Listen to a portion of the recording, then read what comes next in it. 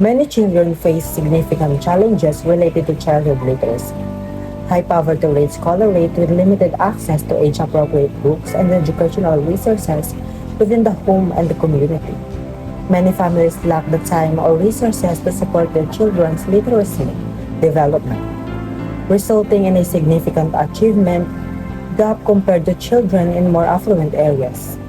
This gap manifests in lower reading scores, reduced school engagement, and ultimately limited future opportunities. Existing community resources are inefficient to meet the scale of this need.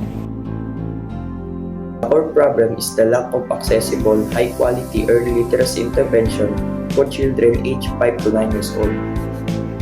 Many children enter kindergarten significantly behind their peers in pre-literacy skills such as phonological awareness and print awareness. This deficit makes it difficult for them to acquire basic reading skills, leading to frustration, disengagement, and a cycle of underachievement. Without early intervention, these children are at high risk of falling further behind, impacting their long-term educational success and further prospects.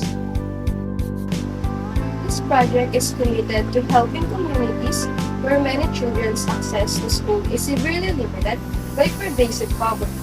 Our main goal is to address the absence of education by offering programs that enable all children to acquire fundamental information and skills. Children will be able to learn what they missed in school and completely engage in their education thanks to this direct support. We will accomplish this by putting into practice efficient teaching techniques intended to improve literacy and establish a solid foundation in a variety of areas. These techniques will ensure optimal effects by catering to individual demands and learning preferences. This project will give attention and help to the children who experience difficulty and lack learning ability. We will provide services that can help every children have a proper knowledge and learn basic lesson and to the parents as much as we can.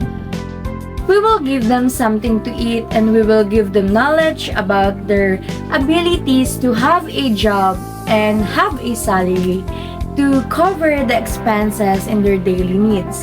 This program will focus on children aged 5 to 9 years old and also to the parents in the community to have their life development and the children enhance their learning skills.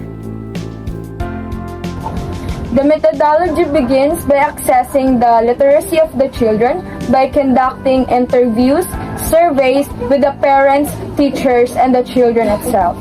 This will help identifying the main challenges by preventing the children to learn about read and write, such as lack of school access, difficulties of financial. Based on these findings, a structured reading and writing program is designed to match children's learning levels and needs. To ensure accessibility, mobile or community-based learning centers can be established for those unable to attend formal schools.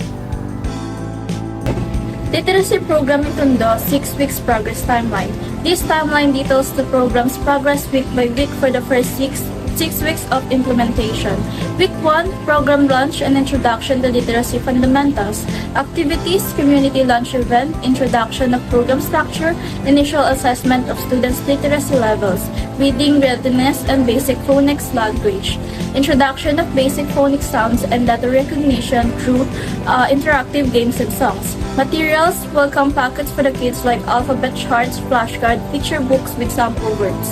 Evaluation, observe the kids' engagement and participation in activities. Note individual students' progress in letter and sound recognition. 2. Building phonics skills and early reading activities. Continue phonics instruction, focusing on blending sounds to read simple CBC or consonant-vowel-consonant words. Introduce sight words, common words that are not easily phonetically decoded. Begin simple reading exercises using picture books and not graphs. Materials: CBC word flashcard, sight words list, simple readers, whiteboard or chalkboard for writing practices.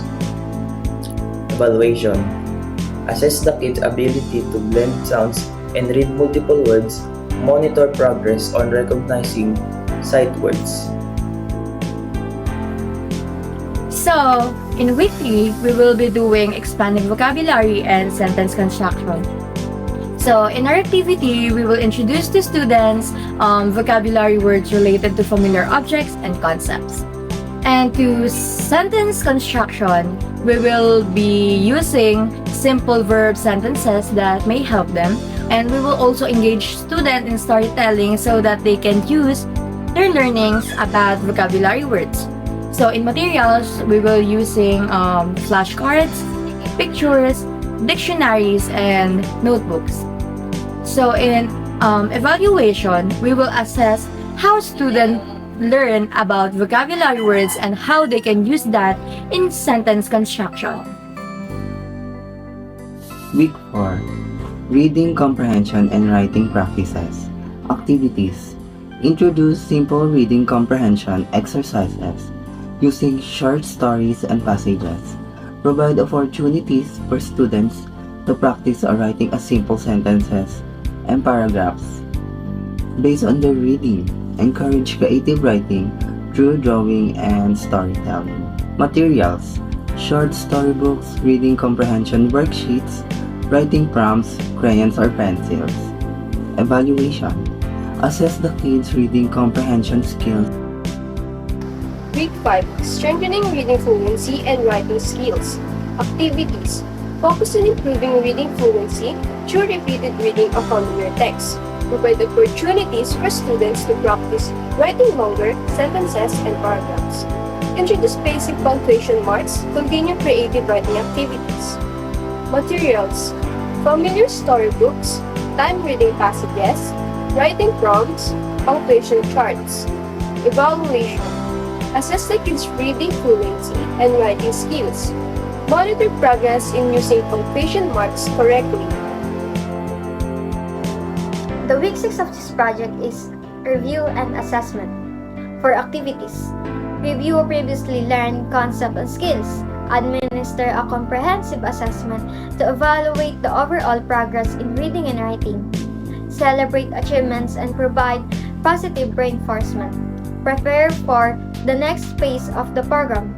For materials, review worksheets, assessment materials, certificates of achievements. For evaluation, analyze assessment results to identify areas, strength, and weakness. Use this information to inform future lesson planning and individual support. This detailed, week-by-week plan allows for a more focused and measurable approach to the literacy program's initial stages. Remember that flexibility is key. Adjust activities based on students' needs and progress.